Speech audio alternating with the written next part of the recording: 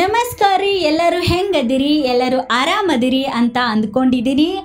ಬಿಜಾಪುರ ಐತಿಹಾಸಿಕ ನಗರ ಐತ್ ನೋಡ್ರಿ. ವಿಶ್ವಗುರು ಬಸವಣ್ಣನವರ ಹುಟ್ಟಿದ ಊರು. ಭಾಸ್ಕರಾಚಾರ್ಯರು ನಡೆದಾಡುವ ದೇವರು ಅಂತ ಕರೆಸಿಕೊಂಡಂತಹ ಸಿದ್ದೇಶ್ವರ ಸ್ವಾಮೀಜಿಯ ನೆಲ ವಿಜಯಪುರ ಜಿಲ್ಲೆ ಆಗೈತಿ ನೋಡ್ರಿ. ಇದಕ್ಕೆ ತನ್ನದೇ ಆದಂತಹ ಇತಿಹಾಸ ಐತಿ.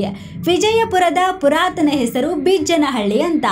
10ರಿಂದ 11ನೇ ಶತಮಾನದಾಗ ಕಲ್ಯಾಣಿ ಚಾಲುಕ್ಯರಿಂದ ಬಿಜ್ಜನಹಳ್ಳಿ ಸ್ಥಾಪನೆ ಆಗೈತಿ. 12ನೇ ಶತಮಾನದಲ್ಲಿ ಸಾಮಾಜಿಕ ಕ್ರಾಂತಿ ಮಾಡಿದ ಮಹಾಮಾನವತಾವಾದಿ ವಿಶ್ವಗುರು ಬಸವಣ್ಣನವರು ಹುಟ್ಟಿದ ಸ್ಥಳ ಇದಾಗೈತಿ ನೋಡ್ರಿ.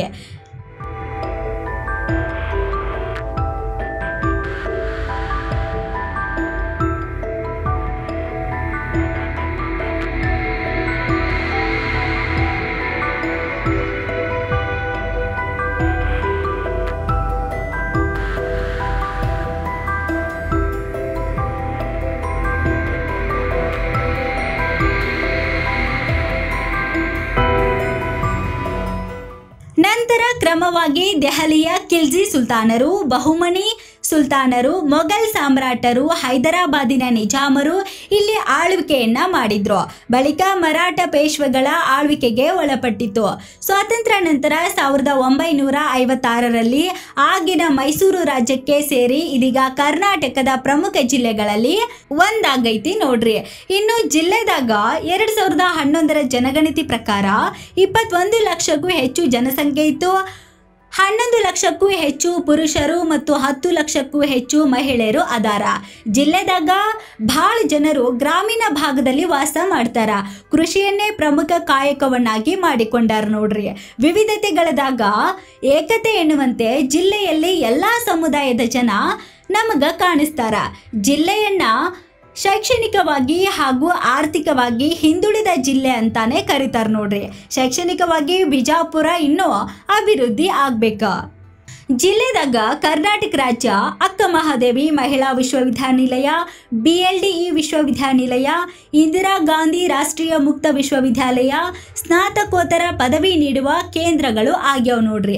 ಇದರಾಚೆ ಸೈನಿಕ ಶಾಲೆ ಐತಿ, ಕೇಂದ್ರೀಯ ಮಹಾವಿದ್ಯಾಲಯ ಐತಿ, ತಾಂತ್ರಿಕ ಮಹಾವಿದ್ಯಾಲಯಗಳು ಅದಾವ, ಪಾಲಿಟೆಕ್ನಿಕ್ ಮಹಾವಿದ್ಯಾಲಯಗಳು, ಆಯುರ್ವೇದ ಮಹಾವಿದ್ಯಾಲಯಗಳು, ಹೋಮಿಯೋಪತಿ ಮಹಾವಿದ್ಯಾಲಯಗಳು ಹಾಗೂ ಆಸ್ಪತ್ರೆ, BLDE BM Patil medical college ಹಾಗೂ ಹಾಸ್ಪಿಟಲ್, ಕೃಷಿ ಮಹಾವಿದ್ಯಾಲಯಗಳು, ಹೀಗೆ ಭಾಳ ಮಹಾವಿದ್ಯಾಲಯಗಳು ಆಮೇಲೆ ಕೇಂದ್ರಗಳು ಅದಾವ ನೋಡ್ರಿ.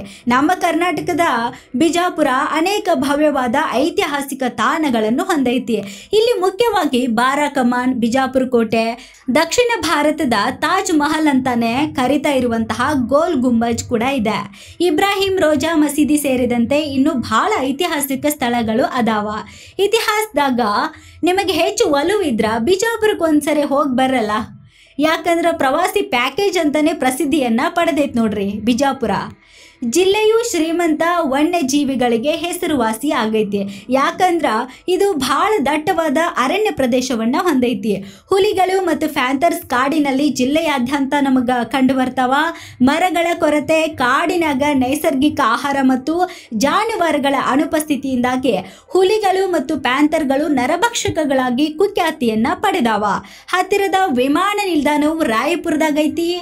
ರೈಲು ನಿಲ್ದಾಣವು ದಾಂತೇವಾಡದಾಗೈತಿ. ರಸ್ತೆಯ ಮೂಲಕ ಬಿಜಾಪುರ, ದಾಂತೇವಾಡ, ರಾಯಪುರ ಮತ್ತು ವಿಶಾಖಪಟ್ಟಣಗಳೊಂದಿಗೆ ಸಂಪರ್ಕವನ್ನ ಹೊಂದೈತಿ. ಇದರ ಪ್ರಧಾನ ಕಚೇರಿ ಬಿಜಾಪುರದಾಗ ಐತಿ. ಬಿಜಾಪುರ ಚಾರಿತ್ರಿಕ ಮಹತ್ವದ ಇನ್ನು ಬಹಳ ಸಂಗತಿಗಳನ್ನ ಹೊಂದೈತಿ ನೋಡ್ರಿ. ಅವುಗಳ ಬಗೆಗಿನ ವಿವರಗಳನ್ನ ಮುಸ್ಲಿಂ ವಾಸ್ತುಶಿಲ್ಪಕ್ಕೆ ಸಂಬಂಧಿಸಿದ ಯಾವುದೇ ವೆಬ್ಸೈಟ್ಗಳಲ್ಲಿ ನೀವು ಪಡಿಬಹುದು. ವಿಜಯಪುರವು ಸೂಫಿ ಸಂತರು ಹಾಗೂ ಅವರು ನಿರೂಪಿಸಿದ ಧರ್ಮಕ್ಕಾಗಿ ಪ್ರಸಿದ್ಧ ಆಗ್ಯಾರ. ಅವರು ಧಾರ್ಮಿಕ ಸಮನ್ವಯದ ಬಹಳ ಮಾದರಿಗಳನ್ನು ಕೂಡ ನಮಗೆ ನೀಡ್ಯಾರ. ಕ್ರಿಸ್ತಶಕ 1489ರಿಂದ 1686ರ ಅವಧಿಯಲ್ಲಿ ರಾಜ್ಯಭಾರ ಮಾಡಿದ ಆದಿಲ್ ಶಾಹಿ ರಾಜವಂಶದ ಉನ್ನತಿಯ ದಿನಗಳಲ್ಲಿ ಈ ನಗರವು ಸ್ಥಾಪನೆಯಾಗಿತ್ತು ನೋಡ್ರಿ. ಆದ್ರ ಈ ಚರಿತ್ರೆಯು 7ನೇ ಶತಮಾನದಷ್ಟು ಹಿಂದೆ ಹೋಗುತ್ತದೆ. ಆಗ ಆ ಊರನ್ನ ವಿಜಯಪುರ ಅಂತ ಹೇಳಿ ಕರೀತಾರೆ ನೋಡ್ರಿ. ಈಗಲೂ ಅಲ್ಲಿರುವಂತಹ ಮಂದಿ ಎಲ್ಲ ವಿಜಯಪುರ ಎಂಬ ಹೆಸರನ್ನೇ ಬಳಸ್ತಾರ. ಇನ್ನ ವಿಜಯಪುರದ ಕೋಟೆ ಭಾರತದ ಬಹಳ ದೊಡ್ಡ ಕೋಟೆದಾಗ ಒಂದಾಗೈತೆ ನೋಡ್ರಿ. ದೀರ್ಘ ವೃತ್ತಾಕಾರದ ಈ ಕೋಟೆ ಪರಿಧಿಯು 6 ಮೈಲುಗಳಿಗಿಂತಲೂ ಹೆಚ್ಚಾಗೈತಿ. ಕೋಟೆಯ ಗೋಡೆಗಳು ಹೆಚ್ಚು ಕಡಿಮೆ 50 ಅಡಿ ದಪ್ಪ ಆಗ್ಯಾವ ನೋಡ್ರಿ. ಈ ಕೋಟೆಯ ಇತಿಹಾಸದಾಗ ಇದನ್ನು ಭೇದಿಸಿ ಒಳನುಗ್ಗಲು ಯಾವ ಶತ್ರುವಿಗೂ ಸಾಧ್ಯ ಆಗಿಲ್ಲ ಅಂತ ಹೇಳ್ತಾರೆ ನೋಡ್ರಿ.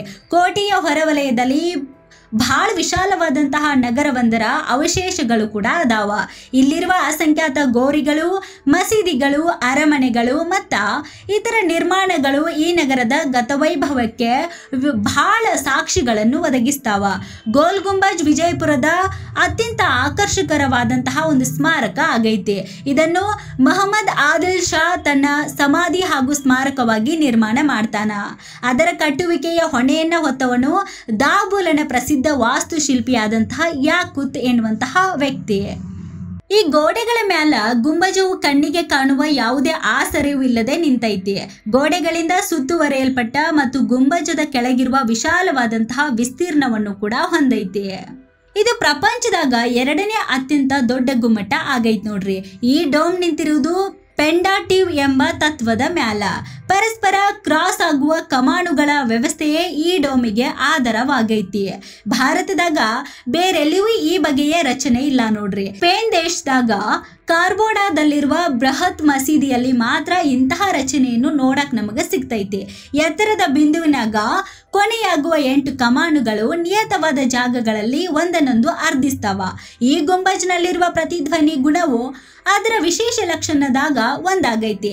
ಇಲ್ಲಿ ಆಡಿದ ಮಾತು ಅಥವಾ ಮಾಡಿದಂತಹ ಶಬ್ದವು 11 ಬಾರಿ ಪ್ರತಿಧ್ವನಿಸುತ್ತದೆ. ಅದನ್ನು 37 ಕಿಲೋಮೀಟರ್ಗಳ ದೂರದಿಂದ ನಾವು ಕೇಳಬಹುದು ನೋಡ್ರಿ.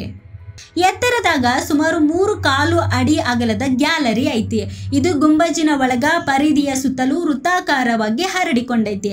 ಇದನ್ನು ಫಿಸುಗುಟ್ಟುವ ಗ್ಯಾಲರಿ ಅಂತಾನೆ ಕರೀತಾರ ನೋಡ್ರಿ. ಯಾಕಂದ್ರ ಇಲ್ಲಿ ಭಾಳ ಮೆಲು ಧ್ವನಿಯೊಳಗೆ ಮಾತಾಡಿದ್ರು ಗ್ಯಾಲರಿಯ ಒಂದು ತುದಿಯಿಂದ ಇನ್ನೊಂದು ತುದಿ ತನಕನೂ ಕೇಳಬಹುದು ನೋಡ್ರಿ. ಒಂದೇ ಒಂದು ಬಾರಿ ಗಟ್ಟಿಯಾಗಿ ಚಪ್ಪಾಳೆ ತಟ್ಟಿದ್ರ ಅದು 7 ಸಲ ಪ್ರತಿಧ್ವನಿಸುತ್ತದೆ.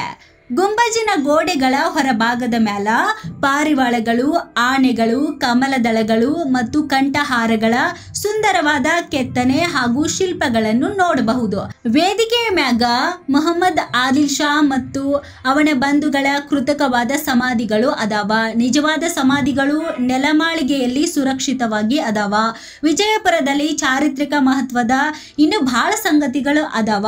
ಅವುಗಳ ಬಗೆಗಿನ ವಿವರಗಳನ್ನ ಮುಸ್ಲಿಂ ವಾಸ್ತುಶಿಲ್ಪಕ್ಕೆ ಸಂಬಂಧಿಸಿದಂತೆ ನೀವು ತಿಳಿದುಕೊಳ್ಳಬಹುದು. ವಿಜಯಪುರ ಕರ್ನಾಟಕದ ಬಹಳ ಪ್ರಮುಖ ಪ್ರವಾಸಿ ಆಕರ್ಷಣೆಗಳಲ್ಲಿ ಒಂದಾಗೈತಿ. ಅದು ತನ್ನ ವಾಸ್ತುಶಿಲ್ಪ ಮತ್ತು ಚಾರಿತ್ರಿಕ ಮಹತ್ವಗಳಿಂದನ ಹೆಸರನ್ನ ಪಡೆದುಕೊಂಡೈತಿ ನೋಡ್ರಿ. ಇಷ್ಟೆಲ್ಲ ತಿಳ್ಕೊಂಡ್ಮೇಲ ಮತ್ ನೀವ್ಯಾಕೆ ಸುಮ್ಮನಿರ್ತೀರಿ? ಯಾವಾಗರ ಫ್ರೀ ಆದಾಗ ಒಂದ್ಸರಿ ಬಿಜಾಪುರಕ್ಕೆ ಬಂದ ಎಲ್ಲ ಪ್ರವಾಸಿ ತಾಣಗಳನ್ನ ನೋಡ್ಕೊಂಡು ಹೋಗ್ರಿ. ಹಂಗ ನಮ್ಮ BN TVಯನ್ನ ಲೈಕ್ ಮಾಡಿ, ಶೇರ್ ಮಾಡಿ, ಸಬ್ಸ್ಕ್ರೈಬ್ ಮಾಡ್ರಿ. ಯಾಕಂದ್ರ ಇದು ನಿಮ್ಮ ಧ್ವನಿ ಆಗೈತ್ ನೋಡ್ರಿ.